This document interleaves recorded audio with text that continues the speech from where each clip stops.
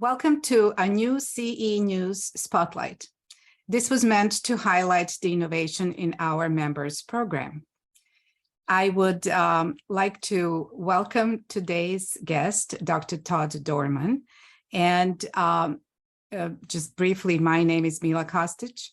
And I'm certain our readers are really going to enjoy the format. This is the second interview we have, as well as the content that we will discuss. So Dr. Dorman has some unique achievements, both personally and institutionally, and I just would like to give him a warm welcome and provide a brief introduction.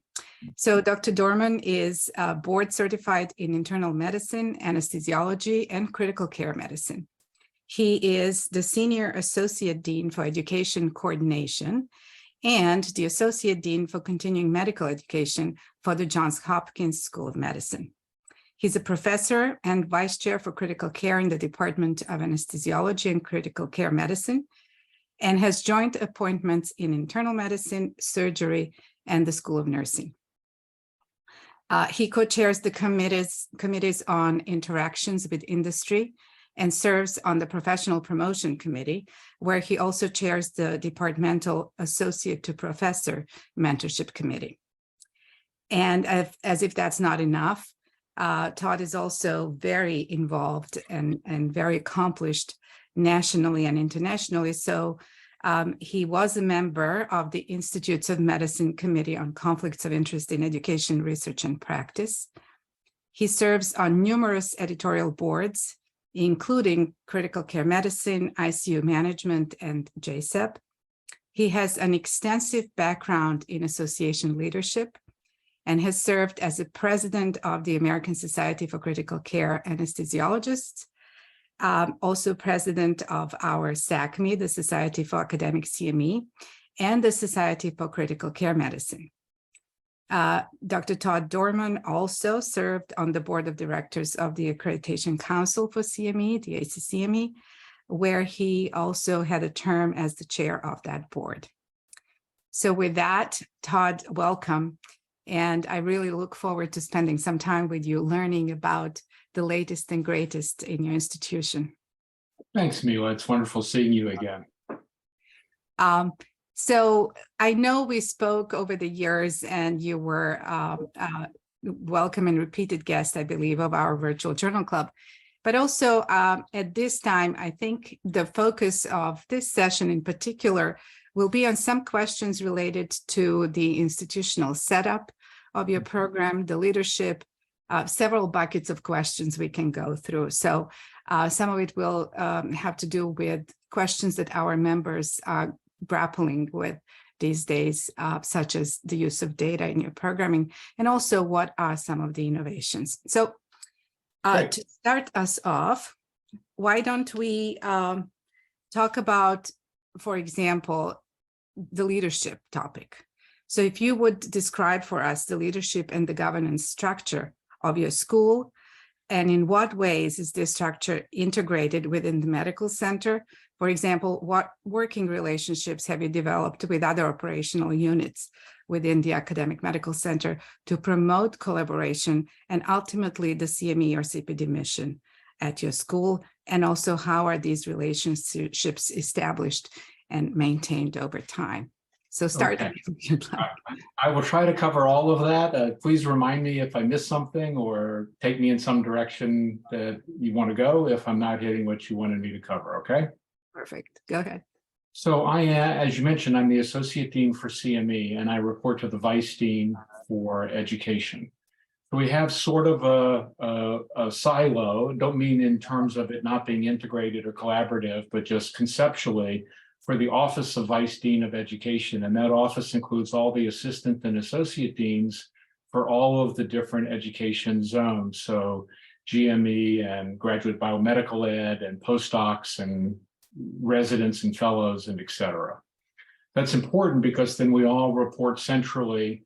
We meet on a monthly basis with directors and our staff members.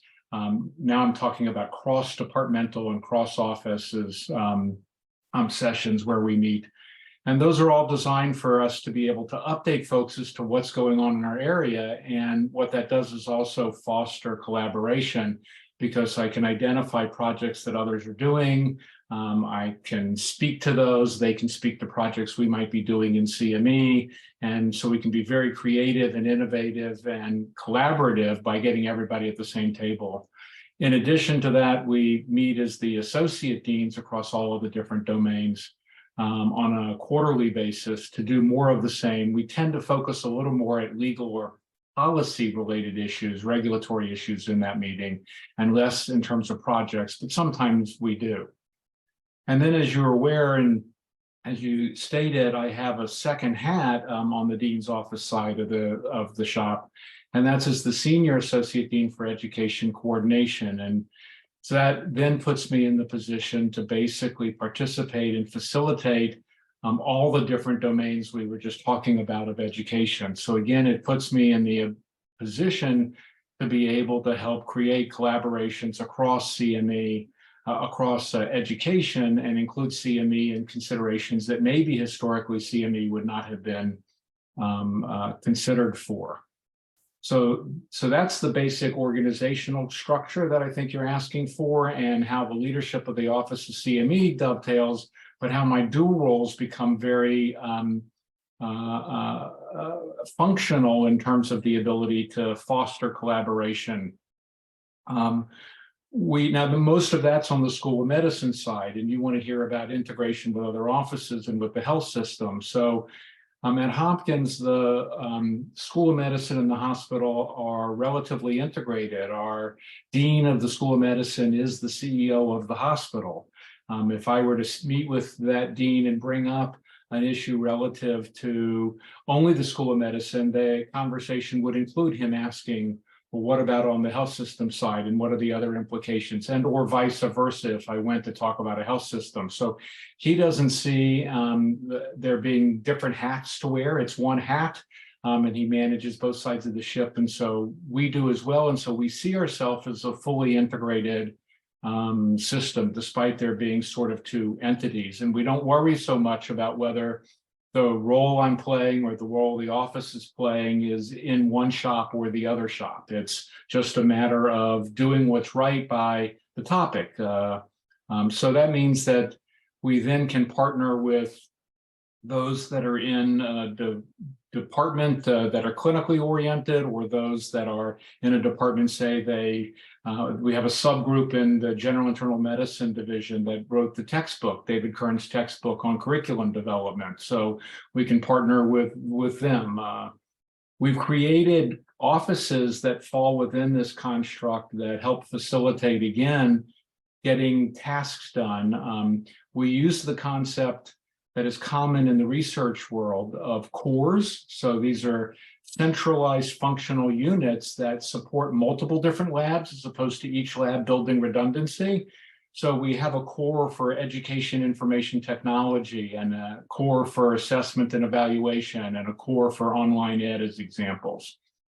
But it also means that we partner with the community physicians, so Johns Hopkins community physicians. We partner, which is all on the health system side. We do a lot of work with the Armstrong Institute for Quality and Safety, both in projects that are being aimed at QI/PI projects, or at general education and quality and safety topics as well. And then the final thing I bring up now is we collaborate and partner with a group that's the Institute of Excellence in Education. And we not only help facilitate and partner relative to them teaching teachers to be better teachers. So, they're trying to do the educational development of all the faculty, but also of residents and fellows and PhDs on campus as well. But we do a number of things with them. And one of the exciting things I would mention is through an endowment that we created a number of years ago, we use the interest to join with the IE in its small grant process. So we're beginning to develop educational researchers that are now focused at the CME domain, and not only focused at UME and GME as they had in the past. And then I think you said, how did you make all these associations and how do you keep them going?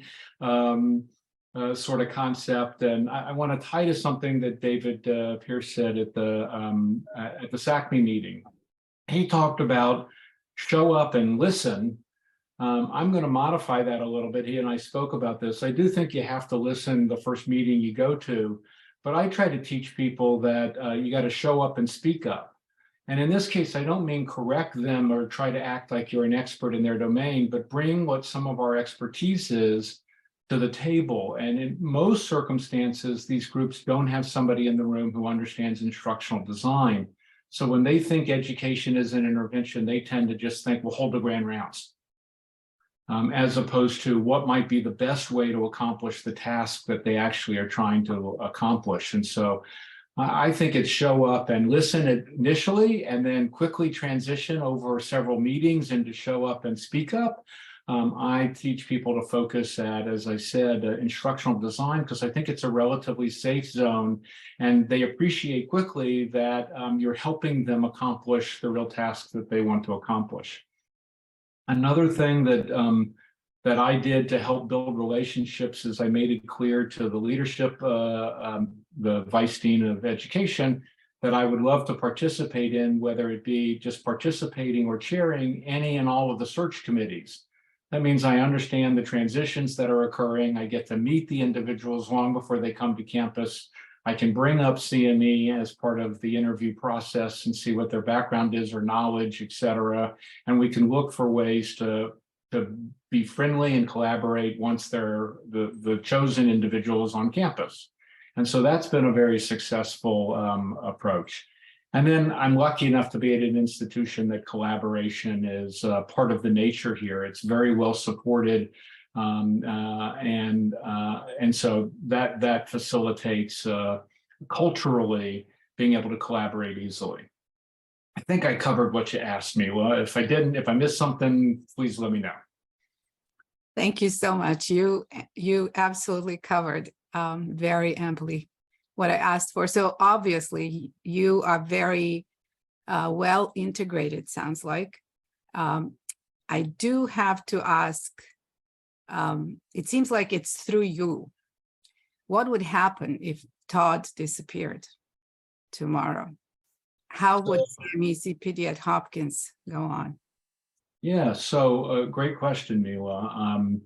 They would find a new person to do some of the same stuff, and that individual would hopefully build upon the shoulders. I think that individual would identify what we're doing that works. I'll come back to one little nuance in just a second, but I think that they would also bring maybe some new blood and some new spirit and some new fire to the issue as well.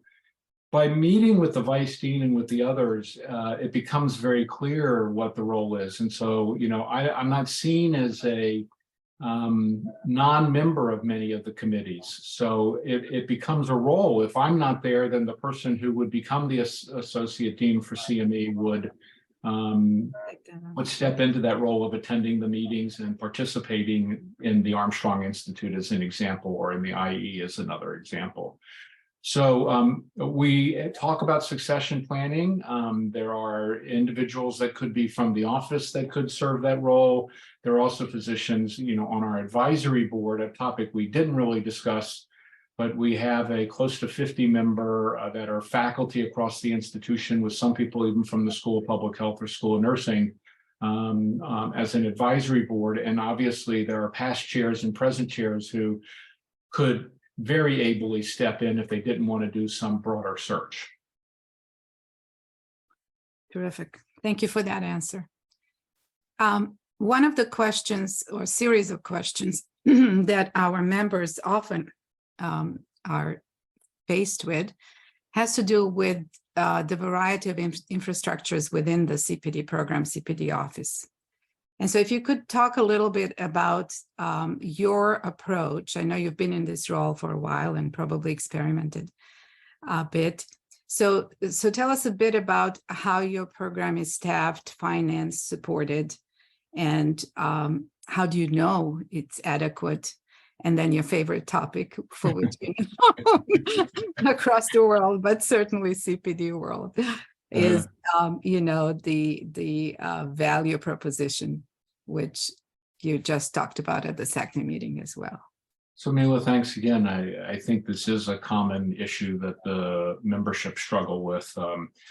I think we all know the common saying, and the truth behind it. You've seen one C in the office, you've seen one C in the office. And so it becomes almost impossible to try to get the listener to understand all of the potential nuances of a particular circumstance. And so I will answer you, but if somebody feels compelled and wants greater information, I'm happy to talk offline at another point in time.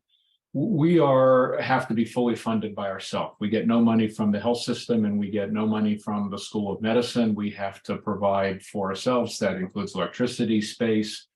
It includes my salary. I'm the only associate dean or in the dean chain that the dean's office doesn't pay. We have to cover it. And since I have two roles, they nicely tuck both of those requirements into the office having to. So we have to generate all of our fiscal resources centrally and by ourselves. Staff still is the largest part of our budget. We have had a very large staff. Many people might be surprised at how large we have been over time, over the last number of years, because of technology and a variety of other issues at play. We've been able to constrict the staff down. So we maxed out in about 10 years ago at almost 40 FTEs. We presently run around 22 FTEs. And as I said, a lot of that has been because of being able to streamline processes that even prior to COVID and some of its technological issues that it pushed on us. How do we know we have the right number of people? I don't know that we have a magic bullet for that, quite honestly.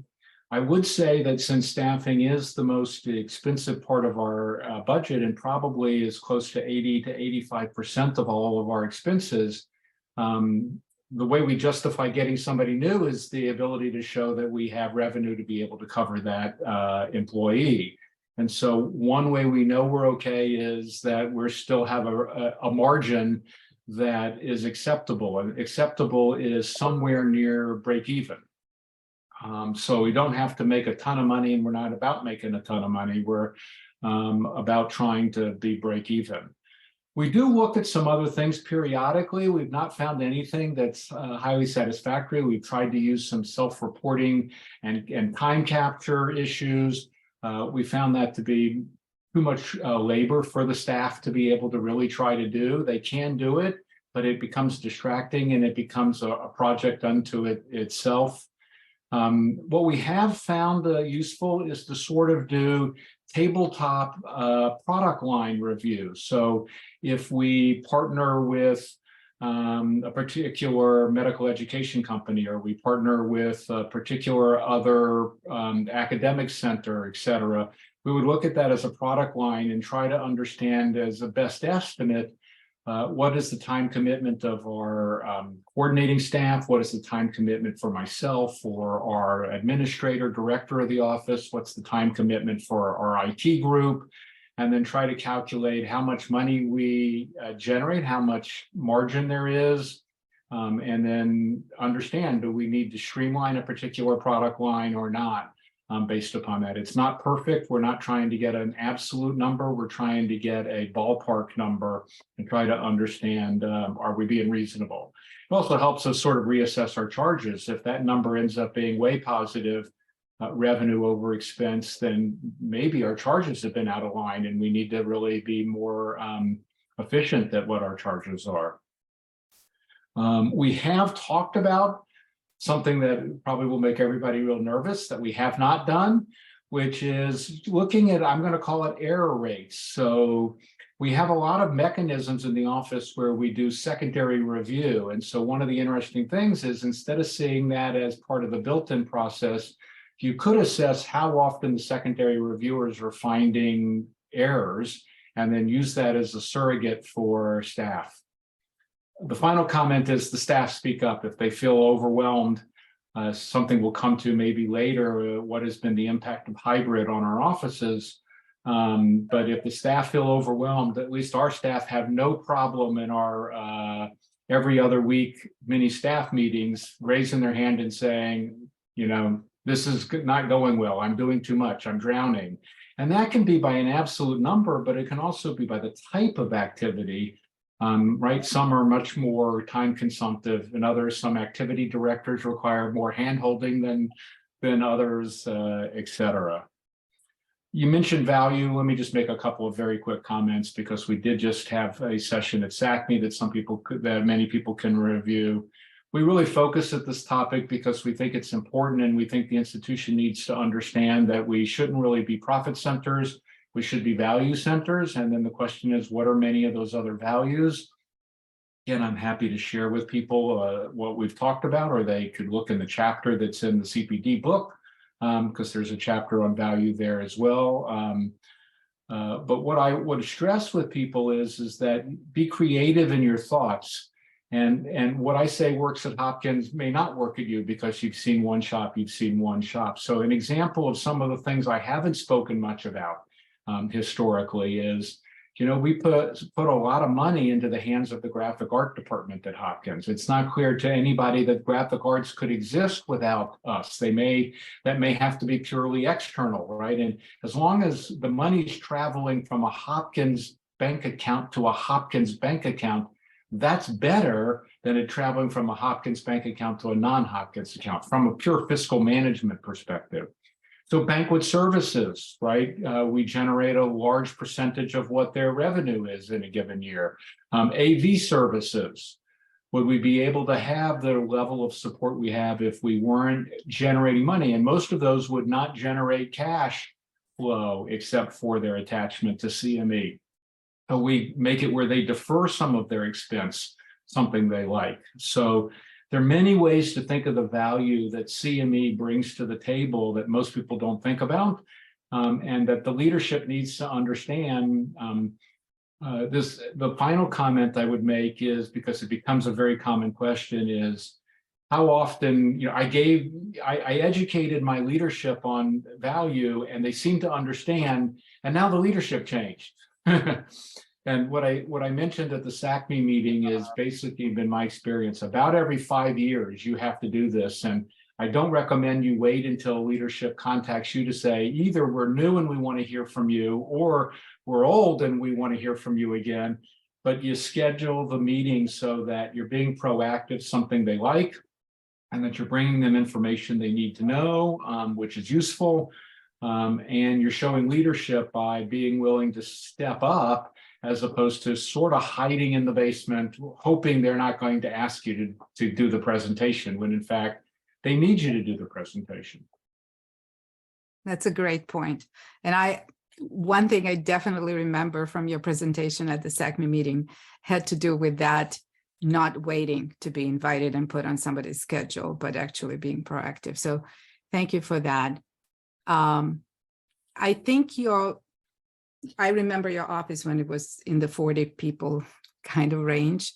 And I think 2022 is still fairly large compared to other programs. As you know, we have much smaller programs across the institutions. But the work that you do, I know also programmatically is quite diverse. And one of the unique aspects of your program, I think, is this idea that you oversee the space for conferences, right? Is that correct? I'm sorry, oversee. I didn't understand. The space for the conferences, is that's under you still? Right. And that provides you with additional value, I think, as well as monetary value for your program. It's sort of equivalent, Mila, to like conference center management. That's right, which is usually in other institutions under a separate hat, right? One of the things that I'd like to just get your take on when we speak about the value, and you have done, as far as I know, most of the work in this area, sort of promoting value of CPD internally and then sharing that experience broader.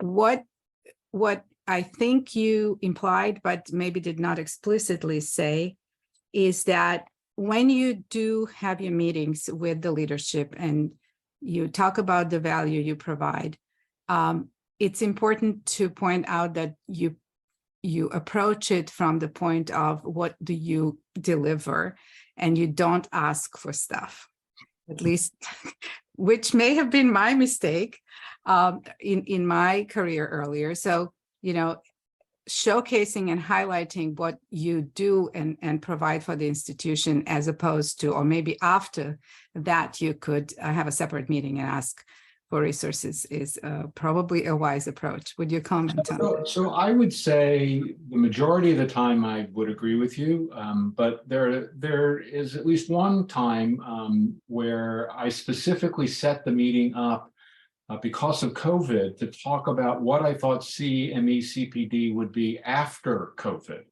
And so the focus was to review some of those value things to make sure we were, I didn't want to lose the opportunity to remind them of all of those things. But I picked a select few and I hit them more superficially since they had heard them before previously. And then I tried to focus at the future. So in that case, I did have to say, and there could be investment that is needed in order to get these particular benefits. I wasn't there to say, here's the budget and give me the money today, but I sort of was asking, I was setting up the ask, I guess would be the best way to say it. Yeah, so it's that strategic approach that really matters. Can you say a little bit more about how maybe the roles and the structure of your office has changed recently with respect to maybe getting more online? And, you mentioned different services that are related to that. What do you have in-house? Yeah, so we've digitally, and being able to manage money digitally has been very useful. We've been able to decrease our accounting staff because we manage all of the grants and the process, exhibit money and et cetera internally to the office. And so we've been able to be much more efficient at a smaller number of staff members in that area. When we started a number of years ago, a decade ago, we created what we call the CRRC, a Customer Relations and Registration Center. So to try to help individuals, that also has allowed us over time. We've been able to go from needing 3 people to be able to do that back in the days when you had to fold and hand stuff envelopes, to the middle period where you could buy machines that folded and stuffed envelopes, to now where you don't even buy paper and envelopes. So we've been able to reduce staff in that sort of an area from 3 to 1. And then as we are able to do more things digitally and get more people comfortable doing web registration and et cetera, and as those percentages have changed, that individual gets to take on additional tasks that can help us in other ways, whether that's they spell other people in doing things or they bring other skill sets to the table. Social media marketing might be an example of that. The office has been in constant flux in the 16 years that I've been there. I wouldn't say we've had a stable period. Stable conceptually, stable philosophically, stable culturally, yes. But we have constantly looked to say, what do we need? And for the early years, it was expansion. And then it became reduction, and it continues down. I think we're about as stable as we're not going to be able to reduce from here without harming our own programs. Good. Thank you. I hope you stay stable and grow where you'd like to.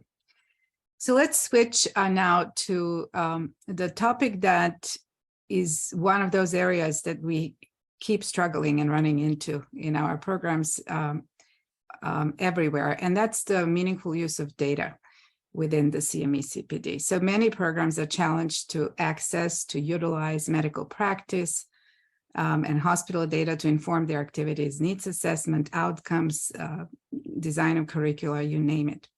So what success have you had in your institution in terms of promoting data-driven interventions first?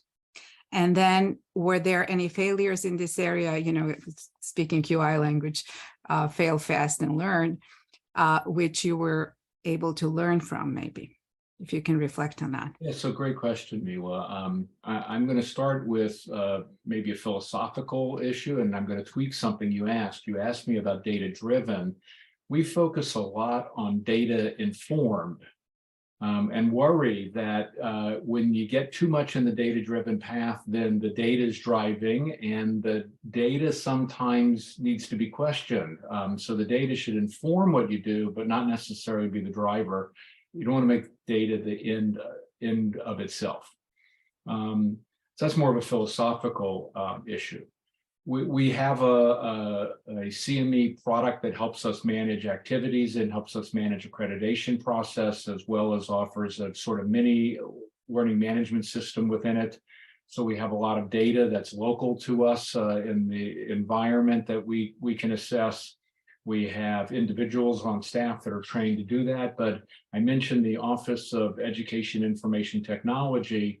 We actually cover about 2.5 employees in that office in terms of salary, so that we get on-site IT support. So I could ask a question today, and it has to fit into the work schedule and the priority list. But if the timing was right, by tomorrow I could have data on all sorts of things that I might ask relative to our ongoing programs. That's not getting at the needs and gaps piece yet. That's just managing data locally, including one of the things we created a number of years ago, about 4 years ago now, was something called a Precision Ed project. Many institutions are doing precision medicine, trying to use large data sets and then combine them to get at improved care. We're trying to take the same strategy relative to education. A lot of mentoring is getting somebody's opinion. It would be nice to know that there was data informing that opinion, as opposed to just my own expertise informing that opinion. On the clinically relevant side, we've struggled, as I think many people have, in some areas. In other areas, we've been very successful. Where we've been successful is to do things with individual departments or individual faculty leaders of particular projects. And again, even at the FSACME meeting, I showed a slide that had a number of clinically oriented projects that, decreased wait time, or less blood transfusion, or whatever the topic may have been. So those projects are all set up where those departments are getting the baseline clinical data. Then we're doing the educational intervention to show the improvement, and then we reassess for the associated impact. So that's gone well and goes very well, in particular when we partner with one of the community physician groups, because they've been well digitally data focused from the get-go. And they have a lot of data, and they have a dashboard for every single provider. And so they're able to say, aha, we're at 93% on vaccination rates, and we want to be at 99. And we do a series of educational programs, maybe a longitudinal program, et cetera. And then we can measure directly what has that impact been, and when does it erode if it follows. Where we've had much greater difficulty is the hospital-based data from big hospital-based electronic health records. And it's not that we have difficulty finding someone who can extract data for us. The problem is data integrity. If you don't understand that computer system well, the data you get out is not necessarily the data you ask for. Let me give the listener a very brief, it'll be clinically relevant to my field, critical care, but I think people will understand it quickly. If I wanted to know the mortality in a particular ICU at Hopkins, or the average length of stay in that ICU, I actually have grave difficulty even getting that simple information. Why? Because the systems are designed to look at data based upon the physical square foot unit of a hospital. You think of floor 9 East as an example. But on 9 East, if that were the ICU, you could have ICU patients, you could have patients whose level of care is step down, intermediate care, and you could have patient ready to go to the floor. And so they're a 4 status patient. Well, the mortality is different than whether you're critically ill or now you're leaving the ICU, and the length of stay is different. And so when we've tried to use and get clinical data, we ask for the raw data so we can try to do a data integrity step. we find that frequently the data is not what we expected, that there are data integrity problems, and now the workload becomes almost so excessive we can't do the project because we've consumed so much time just trying to get clean starting data. So that's where we've had a lot of difficulty, is in EHR, electronic health record data integrity. Not surprised to hear that. Yeah, I think that will resonate with almost everybody who's at least tried. That was the big promise. When was it? 10, 15 years ago, and then we got it, and then we realized it was designed for something else, not to be mined for research or education. You have to know the language of the computer system, and the language, sometimes even knowing it may not be very helpful. You want to know the number of admissions. Well, a particular product may call those encounters, and then it may look as an encounter if the person showed up to have labs drawn as an outpatient, and now those aren't admissions. So now encounter, you thought admission was the right word. It turns out then you were told no, it was encounter. Then you discover encounters isn't the right word. And so you can sometimes find yourself going down the rabbit hole trying to just get some data to understand. And that's where we've had the greatest frustration. Yeah.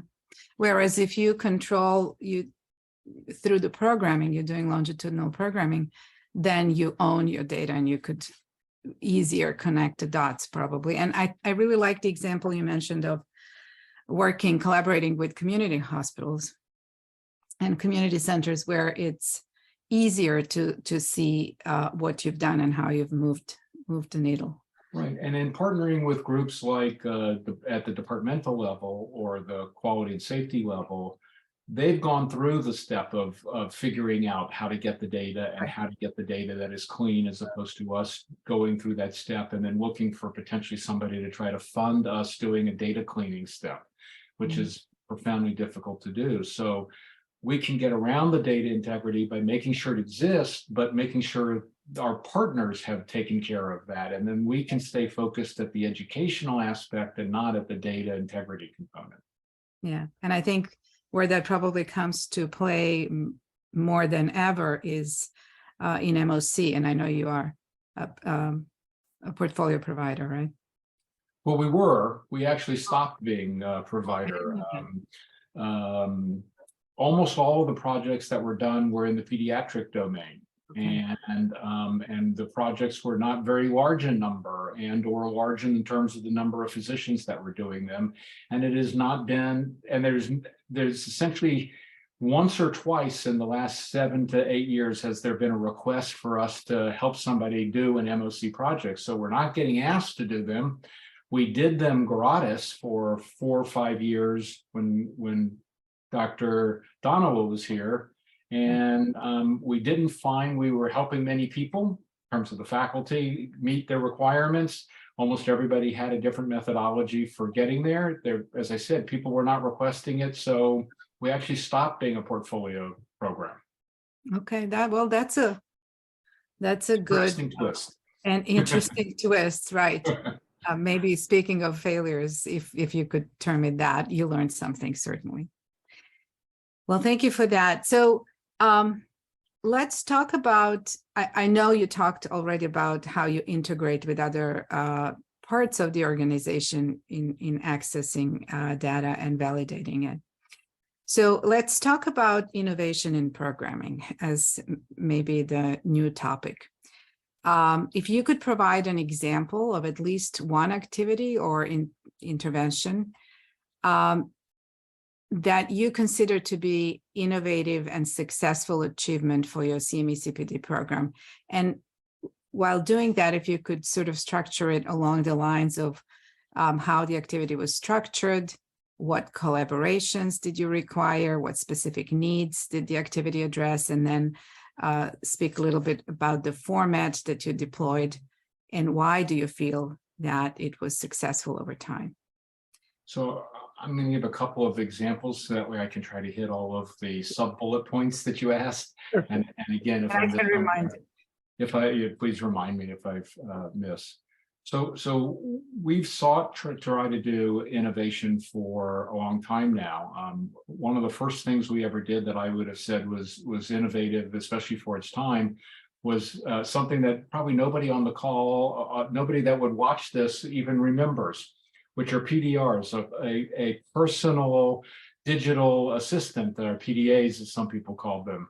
And so we just built, how could we get information that could help clinical decision-making into the hands of a provider at the bedside to help facilitate them.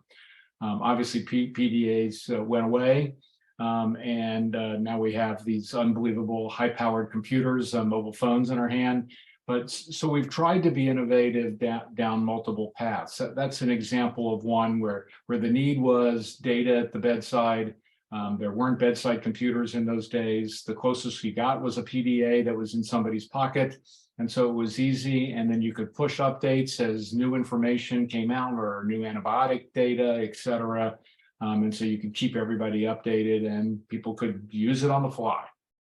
And obviously the types of CME and credit for CME were a little bit different if we go back to that point in time, but that was one of the first things that we did, and it was very exciting. A slightly more recent and different focus would be that a number of years ago, we did a project where we partnered with a medical education company. And this project was essentially funded through educational grants, and it was around cystic fibrosis. And we had done a number of surveys and focus groups to understand the clinicians, and the clinicians were having a hard time really understanding the intensity of the new data and the specific aspects, some of the specific aspects of the new data, as cystic fibrosis understanding and management was exponentially changing. You may or may not know, but when if you go back 30 years ago, you had very few patients who had cystic fibrosis made it in significant adulthood. And now it's a fairly common occurrence in cystic fibrosis because of the changes. So there was a lot of immunology and a lot of cellular aspects. And again, many of the providers did not get a lot of immunology and cellular training when they were in medical school, because those things weren't as well understood 10 years prior, 15 years prior, when those providers were in medical school. So we came up with the idea of creating videos. And with the videos, we actually held them and showed them at live meetings, and used 4D technology as opposed to 2D or 3D. So you think of just the standard video. 2D, we all understand what 3D is. 4D is what you get sometimes at Disney, where a gust of air comes out of your seat, or a sprinkle of water comes so that you think you're getting something else. So we're able to show the movement and the connection of all of these mobile immune system components, and really get the providers to understand those aspects of cystic fibrosis in a way that we didn't believe, and that they ultimately agreed they don't believe they could have learned without that sort of a system. So so that's so we've done that sort of innovative thing. And then I would lump as a third type of innovation, and not for a CME program or CPD program, but the one I mentioned earlier, of where we took the time and effort over time to put money away so that we had an endowment, so that we had interest to be able to start doing small grants for research in education, in particular research in CME education. And we're just now about to turn the corner. We had some interesting, funny circumstances. These were needed to be for CME. They were sent out. So the reason we did them with IEE, the Institute of Excellence in Education, is because they already had a small grant program. They already had grant review teams, et cetera. So we could attach some educators that, if we thought some additional educators were necessary, but they were all educators. They were teaching the teachers how to be better educators. So that was very smooth. There was an infrastructure that already existed that, instead of duplicating, we just tapped into and could serve on and provide some finances to help make the grants a reasonable dollar value. But we said they had to be CME. And in the first year, there were 5 submissions, and it turned out none of the 5 were CME. And we were so excited when we got 5 by the deadline, and then we sat down and looked at them, and we were so deflated when none of them were CME. So we, looked at how we position them. We did it the following year, and we've sort of gone 2 and then 3 and then 5. And this last year there were 7. And now some of those projects are ending, and we're beginning to look at whether it's time for them to be presenting nationally, like at FSACME, et cetera. So 3 different types of activities of the office. Again, value in multiple domains. So doing innovation in multiple domains. Great, great. Thank you so much. I was hoping you would say a little bit more about the grants program, because that is unique. The only other one I know of is Mary Turcos at Dartmouth, and she had a great talk at FSACME about that. So it seems like, there's a huge value, and I'm echoing Mary's message, that small grants work because they attract larger grants and have a tendency to roll into, collaborative projects and get extended. It's really great to have your experience in that area. And I think all of us look forward to hearing more about that. As maybe the last bucket of questions is a simple question of, where do you see the future going with your program, both in terms of opportunities and challenges? So I think we're still unclear. I think right now there's more challenges. Obviously, challenges are opportunities in their own way. I think we're completely unclear as to whether CME is going to be mostly going back to being a personal face-to-face, or whether it's going to extensively be in the digital world or in the hybrid world. And made a couple of very brief comments there. I think national organizations and society meetings will be much more face-to-face. And I think they will come close to approximating. They'll probably have a channel available for those who can't make it. But the networking component of being within your own field are significant, and I think are still difficult to mimic in the digital online world. Pieces can be done, but it doesn't appear to be as efficient and or as effective for many of the individuals. Obviously, generational shifts may impact that, but I think that the professional societies will continue to see people move back towards live face-to-face meetings. I think the real question is on the other issues, especially if it's regional. So, is it easier for people to come for a Saturday course than it is for them to take time to do online material? So that's going to drive a lot. Where that pendulum ends is going to drive a lot about how our offices are designed. What are the expertise in the offices? Do we need a meeting conference center anymore or not? So I think that's the issue, the big issue. I would name 2 small things. They're not small at all, but I'll call them small for right now, that fall underneath that are very concerning to us. The amount of work to plan a hybrid and to conduct a hybrid meeting is significant. It's at least double the amount of work of doing either the live meeting or the online meeting. But to do both is to do 2, and then to do the interconnections where you can flip and flop and et cetera, may require additional software. So the expense side of the ledger is climbing.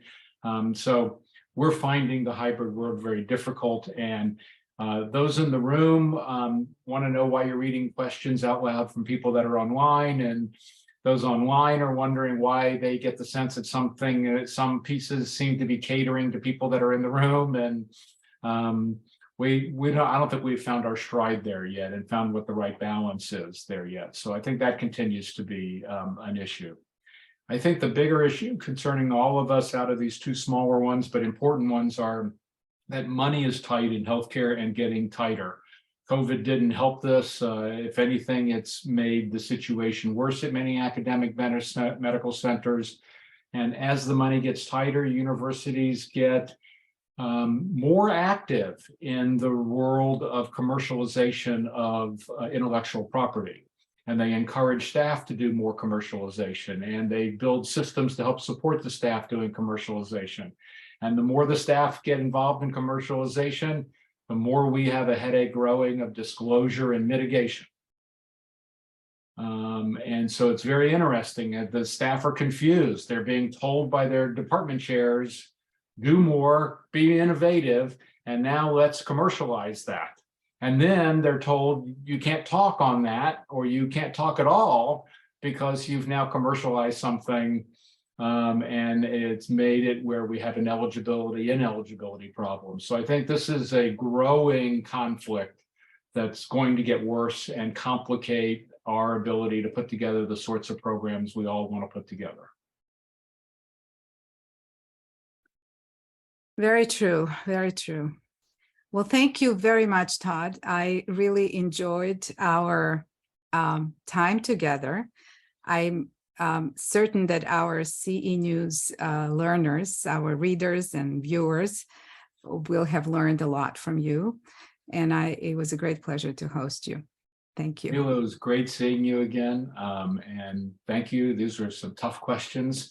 You got good answers. And I thoroughly enjoyed the time. And again, if I can help any of the individuals after they view it, they can feel free to contact me through FSACME, and I'd be glad to help.